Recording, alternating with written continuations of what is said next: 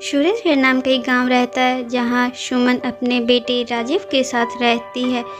एक दिन राजीव बहुत खुश होते हुए चिल्लाते हुए आता है, माँ माँ तुझे एक खुशखबरी सुनानी है, जल्दी सुनो।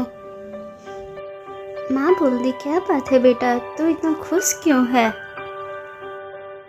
राजीव बोलता है, माँ मुझे शहर में नौकरी मिल गई है। माँ बोलती है, बेटा ये तो बहुत खुशी की बात है, लेकिन तू शहर में अकेले कैसे रहेगा? राजीव बोलता है, माँ तुम चिंता मत करो, मैं शहर जाकर सब ठीक कर लूँगा, उसके बाद तुम्हें भी शहर बुला लूँगा। यह सुनकर सुमन थोड़ा उदास हो जाती है। सुमन बोलती, बेटा तू मुझे छोड़कर चला जाएगा तो मैं किसके सहारे रहूँगी यहाँ? राजीव बोलता है, माँ तुम चिंता मत करो, थोड़े सब पैसे जोड़कर मैं तुम्हें भी वहीं ले जाऊँगा। राजीव किसी तरह अपनी माँ को समझाने में कामयाब होता है। उसकी माँ राजीव के शहर जाने से थोड़ा उदास थी। ऐसे ही कुछ दिन बाद राजीव शहर चला जाता है। वहाँ वह नौकरी करने लगता है। हर सप्ताह वह माँ से मिलने गांव आता था और कुछ पैसे घर खर्च में दे दिया करता था। इसी तरह से कुछ दिन बीत गए। एक दिन सुमन के घर पर एक पति पत्नी आते हैं। सुमन उन्हें बैठने के लिए बोलती है। पत्नी बोलती है, बहन जी हमने आपके लड़के को देखा है, हम हमारी बेटी का शादी आपके बेटे से करना चाहते हैं। तभी सुमन बोलती है, बहन जी आप लोग इतने अमीर हैं और हम लोग इतने गरीब हैं, इससे हमारा रिश्ता कैसे निभ पाएगा?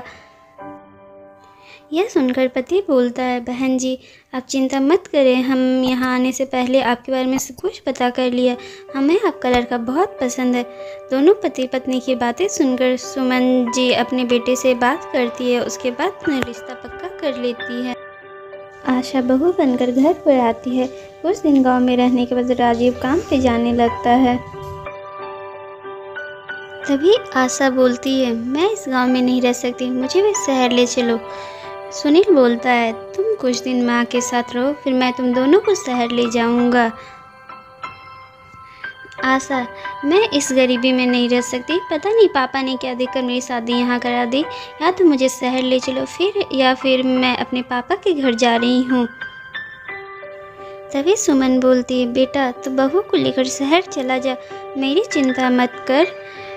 सुनील बोलता है, नहीं माँ ऐसा करते हैं, हम सब साथ शहर चलते हैं। इस तरह से तीनों शहर के लिए निकल जाते हैं। आशा को सुमन का शहर में रहना बिल्कुल भी अच्छा नहीं लगता। उसका व्यवहार धीरे धीरे बदलने लगता, हमेशा सास से छुटकारा पाने के बारे में सोचती रहती है। एक दिन सुमन बैठकर राजीव से बात कर रही होती है। तभी वहाँ पर आशा आ जाती है। बोलती, हाँ माँ जी अब भड़का लीजिए इन्हें मेरे खिलाफ। जब से ये शहर में आए हैं ना तो मुझे कहीं घुमाने ले गए, ना ही मेरे साथ ढंग से बात करते, और यह सब आपके कारण हो रहा है। सुनील आशा से बोलता है, आशा ये किस तरह बात कर रही हो तुम मेरी माँ से? क्या कमी रह गई मेरे प्यार में? बस मैं केवल इसलिए कहीं नहीं जा पाता क्योंकि मेरे पास टाइम नहीं है, वरना माँ तो हमेशा मुझे कहती है तुम्हें बाहर ले जाने के लिए, इसलिए मेरी माँ पर झूठे आरोप लगाना बंद करो। की बातें सुनकर आशा को और गुस्सा आने लगता है और वह गुस्से में भनभनाती हुए वहाँ से चली जाती है। सुमन राजीव को डांटते हुए बोलती है, बेटा यह क्या तरीका है बहू से बात करने का? राजीव बोलता है, माँ वो आपसे कितने गंदे तरीके से बात कर रही थी। सुमन आशा के कमरे में जाती है उससे बात करने के लिए। सुमन आशा से बोलती है, बेटी राजीव को इस तरीके से तुमसे बात नहीं करना चाहिए, हम उससे बात करेंगे वो तुमको बाहर घुमाने के लिए ले जाएगा और तुम्हारा कहा हर बात सुनेगा। आशा बोलती है, रहने दीजिए माँ जी, आप जब से शहर आई तब से मेरे खिलाफ हमेशा उनको भड़काती रहती और मेरे सामने भली बनने का नाटक करती है, और मुझे कहीं नहीं जाना, अगर कहीं जाना भी रहेगा इसके लिए मुझे आपसे परमिशन लेने की ज़रूरत नहीं है। आशा की बातें सुनकर सुमन दुखी हो जाती है, मानो उसके अरमानों पर पानी फिर जाता है। आशा की बातें सुनकर राजीव भी बहुत दुखी हो जाता है। अगले दिन से आशा ने घर के सारे काम करने छोड़ दिए। वो हमेशा फ़ोन पर बिजी रहती थी या फिर अपने माता पिता के घर चली जाती और राजीव के आने से पहले आ जाती थी। घर का सारा काम सुमन करती थी। इस बारे में राजीव को कुछ भी पता नहीं रहता था। एक दिन आशा अपने साथ एक आदमी को लेकर घर आती है। आशा माँ जी से कहती है, माँ जी ये प्रकाश जी हैं, ये बुजुर्गों को तीर्थ यात्रा पर ले जा रहे हैं। 1 महीने की यात्रा है जिसमें सारे तीर्थ कराते हैं, बहुत कम खर्च में। मैंने पैसे जमा करा दिए, आप शाम को इनके साथ चली जाना। सुमन कहती है, लेकिन बेटा एक बार राजीव से तो इस बारे में पूछ लेने दो। आशा बोलती है, नहीं माँ जी, वो आपको जाने नहीं देंगे और ऐसा मौका आपको दोबारा नहीं मिलेगा। सुमन आशा की बात मानकर शाम को उस आदमी के साथ चली जाती है। राजीव जब शाम को ऑफिस से घर आता है तब देखता है माँ कहीं नज़र नहीं आ रही है। वह इधर उधर देखता है, माँ कहीं पे नहीं रहती। तब आशा से जाके पूछता है, आशा माँ कहाँ है, कहीं नहीं दिख रही है। आशा कहती, माँ जी तीर्थ यात्रा पर गई है। उनके गांव से एक व्यक्ति आया था, उन्हें अपने साथ तीर्थ यात्रा पर ले गया है। आशा की बातें सुनकर राजीव परेशान हो जाता है। राजीव कुछ दिन अपनी माँ का इंतज़ार करता है। जब उसकी माँ वापस नहीं आती है तो अपने गांव जाता है पता करने के लिए। राजीव अपने गांव आता है और गांव वालों से अपनी माँ के बारे में पूछता है। गांव वालों को इस बारे में कुछ भी पता नहीं रहता है। वह बोलते हैं कि यहाँ से कोई नहीं गया है शहर, ना ही कोई तीर्थ यात्रा पे गया और उन्हें इस बारे में कोई जानकारी नहीं है। ये बातें सुनकर राजीव और दुखी हो जाता है। उसको कुछ भी समझ नहीं आता कि उसकी माँ कहाँ पे गई है। इधर आशा खुशी से नाचने लगती। वह सोचती उसके रास्ते का कांटा हमेशा के लिए निकल गया उसकी ज़िंदगी से। इधर वह व्यक्ति सुमन को बहुत दूर ले जाकर एक रेलवे स्टेशन पर छोड़कर चला जाता है। सुमन को कुछ भी पता नहीं होता है। जब वह देखती तो वहाँ कोई नहीं रहता है। सुमन बहुत घबरा जाती है। वह रास्ता ढूंढने की कोशिश करती लेकिन उसको कुछ भी समझ नहीं आता है। इधर राजीव अपनी माँ की वजह से बहुत परेशान रहता है और धीरे धीरे उसकी तबीयत खराब हो जाता है। राजीव की ऐसी हालत देखकर आशा घबरा जाती है। आशा अपने पापा को कॉल करती है, पापा जिस आदमी को आपने भेजा था उससे पता करो मेरी सास कहाँ, उनके बिना तो ये बीमार पड़ गए हैं।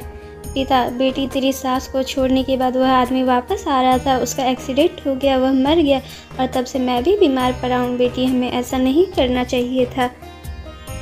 पिता की बात सुनकर आशा रोने लगती है। इधर राजीव की भी बीमारी बढ़ जाती, उसके बचने की कोई उम्मीद नहीं रहता। राजीव आशा से कहता है, आशा तुम मुझे गांव ले चलो, मैं अपना प्राण अपने घर में त्यागना चाहता हूँ, मेरी अंतिम इच्छा पूरी कर दो। यह सुनकर आशा रोने लगती है। आशा राजीव को लेकर गांव चली जाती है। वे दोनों गांव पहुंच जाते हैं। जब वो घर के अंदर आते हैं तब देखकर आशा चौंक जाती है क्योंकि सुमन वहीं पे मौजूद रहती है। देखकर राजीव भावुक हो जाता है। माँ से कहता है, माँ तुम यहाँ कैसे, मैं तुम्हें कहाँ कहाँ नहीं ढूंढा। सुमन कहती है, बेटा बहू ने जिस आदमी के साथ मुझे तीर्थ यात्रा पर भेजा था वह धोखा देकर भाग गया। मैं भटकते भटकते किसी तरह गांव पहुंच गई। मुझे लगा मेरा शहर में आना बहू को पसंद नहीं था, इसलिए यहीं मैं मेहनत मजदूरी करके अपना गुजर बसर करने लगी। लेकिन तूने अपनी ये हालत कैसे बना रखी है। आशा अपने घुटनों पर बल बैठकर सुमन से माफ़ी मांगने लगती। आशा बोलती, माँ जी मुझे माफ़ कर दीजिए, आपसे पीछा छुड़ाने के चक्कर में मैं अपनी ही गृहस्थी में आग लगा बैठी।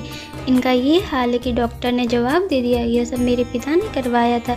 वे भी बहुत बीमार है और वह आदमी एक्सीडेंट में मर गया जिसे मेरे पिता ने भेजा था। राजीव आशा से बोलता है, तुम यहाँ से चली जाओ, मैं अपनी माँ के चरणों में मरना चाहता हूँ, मुझे चैन से मरने दो। सुमन आशा को नीचे से उठाती है और कहती, नहीं बेटा इसे माफ़ कर दे, इसे इसके किए की सज़ा मिल गई है और तू क्यों चिंता करता, तुझे कुछ नहीं होगा, तू बिल्कुल ठीक हो जाएगा। इसके बाद सास बहू ने दिन रात राजीव की सेवा की, उसे खुश रखने की कोशिश की। माँ का प्यार पाकर राजीव कुछ ही दिनों में बिल्कुल ठीक हो गया। राजीव अपनी माँ से कहता है, माँ मैं शहर नहीं जाना चाहता हूँ, यहीं कुछ काम कर लूँगा। शहर के चकाचौंध में सब धुंधला नजर आता है, यहाँ तक कि रिश्ते भी धुंधले नजर आने लगते। कुछ दिन बाद आशा के पिताजी आशा के घर आते हैं और वे सुमन के कदमों में गिरकर माफ़ी मांगने लगते हैं। सुमन से कहते हैं, बहन जी मैं अपनी बेटी को सुखी देखना चाहता था, लेकिन ये भूल गई एक माँ को अपने बेटे से अलग कर जो अपराध कर रहा हूँ उससे मेरी बेटी का संसार कभी सुखी नहीं रह सकता। मैं अपनी हरकतों की वजह से बहुत शर्मिंदा हूँ, मुझे माफ़ कर दीजिए। सुमन कहती मैं आप सबको माफ़ कर दी हूँ, मुझे आप सबसे कोई गिले शिकवे नहीं है। इसके बाद आशा अपनी सास के साथ खुश रहने लगी थी। वह अपनी सास की खूब सेवा करती थी। आशा के इस बदले व्यवहार को देखकर राजीव भी खुश रहने लगा था। इस तरह हमारी ये कहानी समाप्त हुई। अगर आपको कहानी अच्छी लगी तो वीडियो को लाइक करें, कमेंट करें, चैनल को सब्सक्राइब करें। धन्यवाद।